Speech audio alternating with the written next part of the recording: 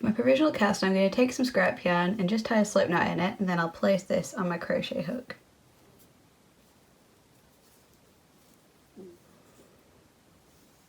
Now I'm going to take my needle and I'm going to just place it across the back of my crochet hook and then hold my working yarn over here.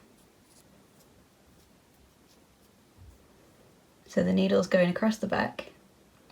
Then I'm going to chain one with this needle in the way.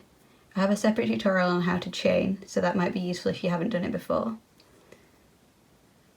And then I'm going to take my working yarn and bring it over to the back of this needle again, so the needle's once again between the hook and the working yarn.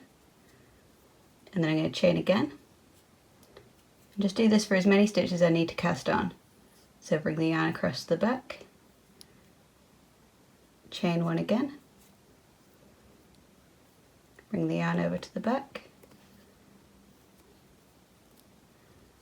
and chain one again. I'll just do one more, so bring the yarn over to the back, and chain one.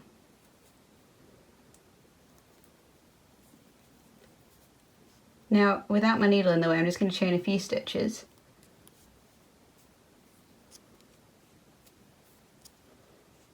And then bring the yarn all the way through.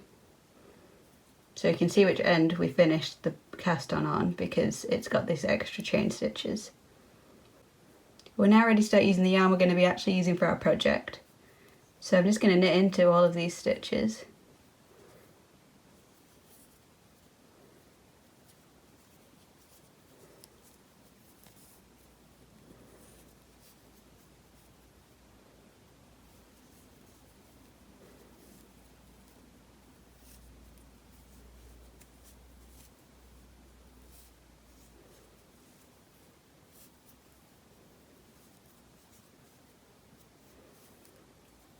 Then at the end of our project we'll be able to just unravel this scrap yarn and get live stitches back at this end of the project.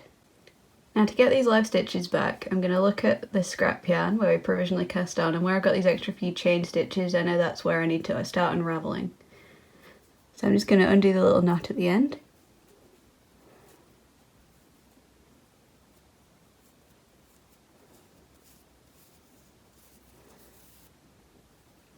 And then when I start pulling on this, it will start to unravel some stitches.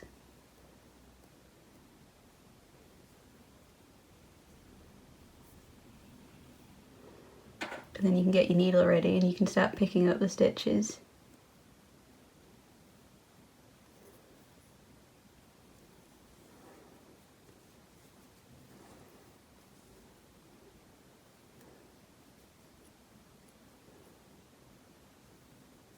And just work across the row, unravelling all of the scrap yarn and picking up all of the stitches.